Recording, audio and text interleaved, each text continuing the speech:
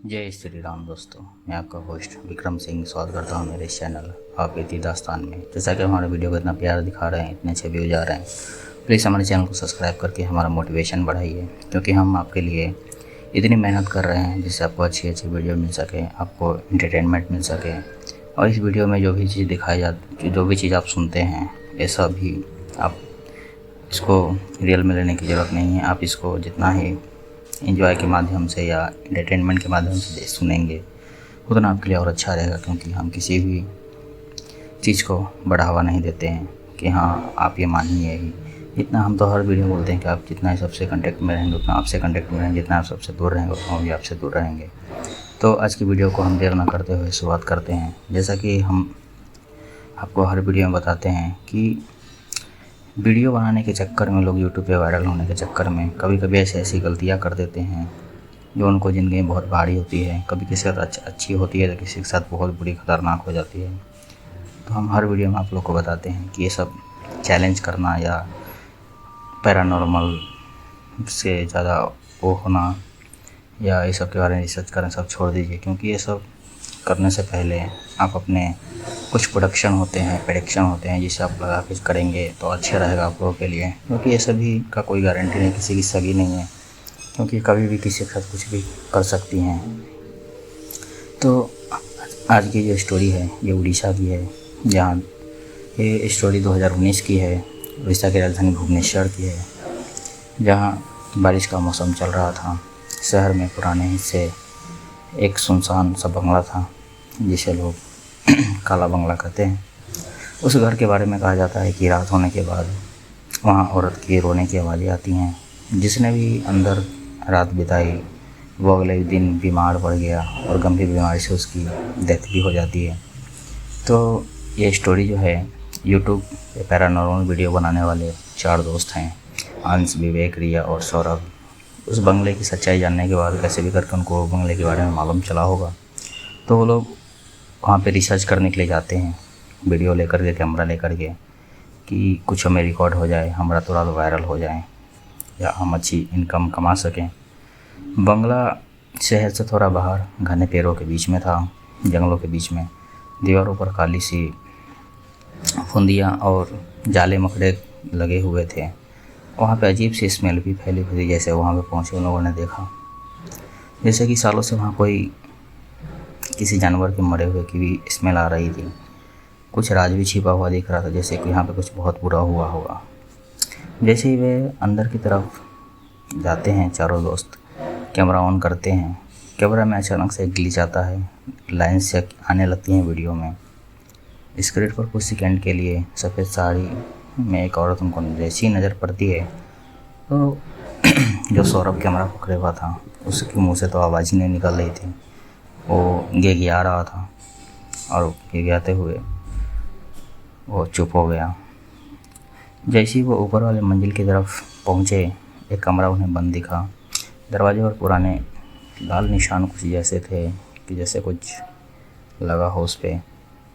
अंश ने जैसे ही दरवाज़ा खोला, अंदर की ठंडी हवा पूरे शरीर में उनकी चुभने लगी।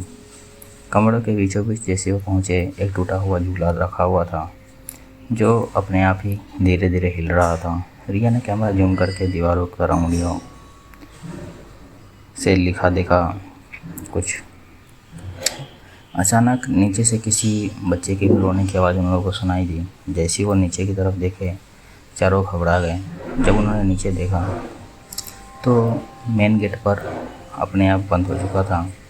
फ़ोन में नेटवर्क भी गायब थे उनके। बाहर तेज़ बारिश शुरू हो चुकी थी और बंगले के अंदर किसी के पैरों की आवाज़ें भी आने, जैसे कोई चल रहा हो किधर भी।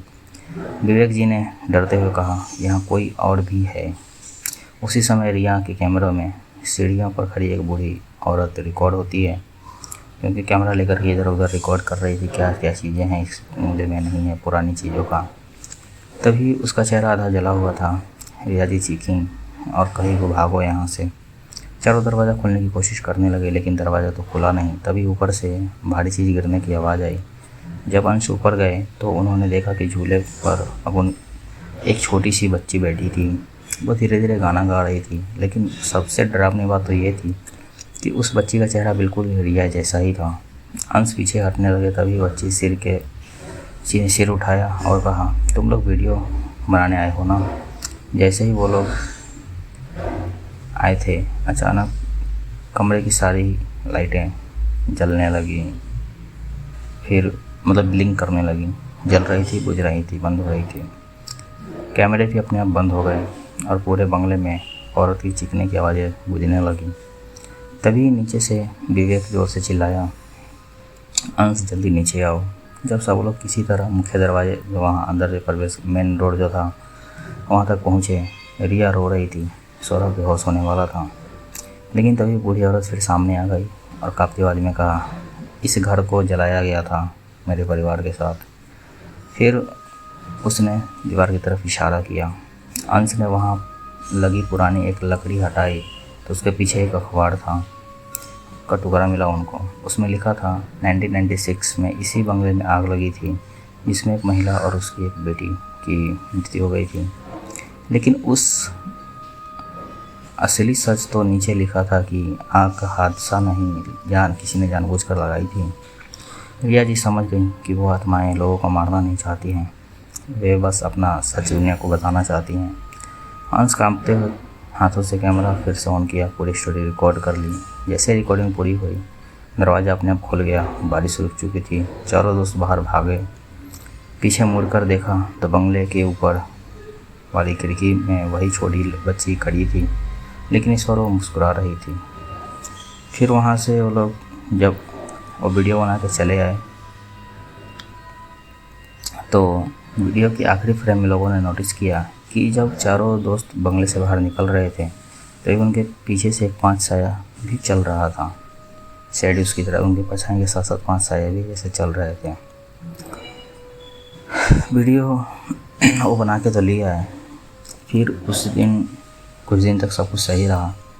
एक दिन रिया के फ़ोन में करीब 2:30 बजे के आसपास एक अननोन नंबर से कॉल आया। फ़ोन उठाते ही सिर्फ एक बच्ची धीमी आवाज़ में सुनाई देती थी, जिसमें वो कहती थी, दादी वो बाहर आ गए हैं, दीदी वो बाहर आ गए हैं। कॉल तुरंत कट गया।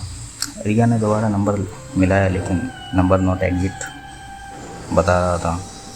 अगली सुबह सौरभ भी घबराया हुआ अंश के घर पहुंचा।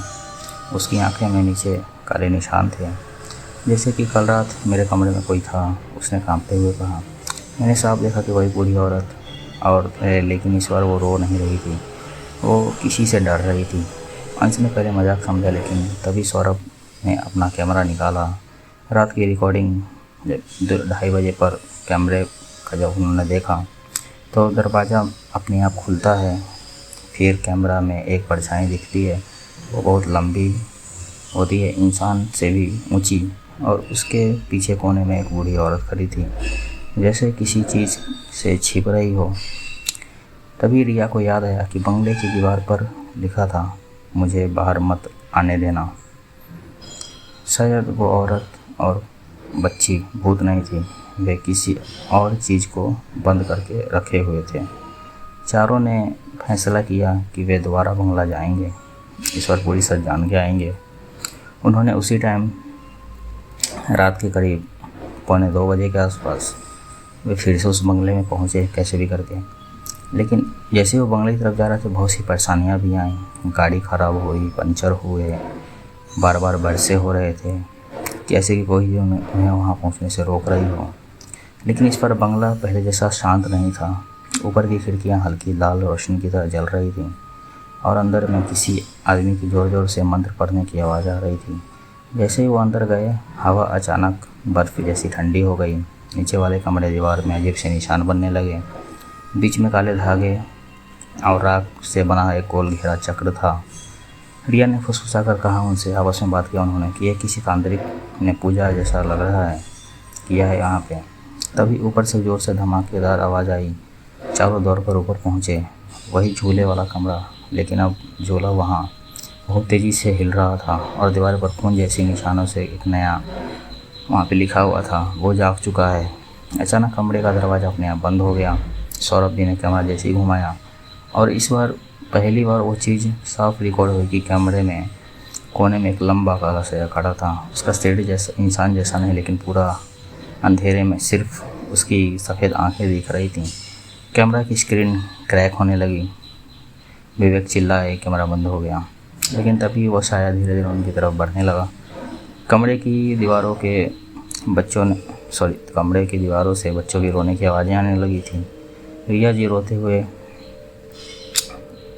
मंत्र पढ़ने लगी, जो उनकी दीदी ने उन्हें सिखाया था कि बुरे समय में या कोई शक्ति आपको परेशान करे तो इस मंत्र का जाप किया करो। तभी अचानक बूढ़ी औरत वहाँ पे उनको दिखती है।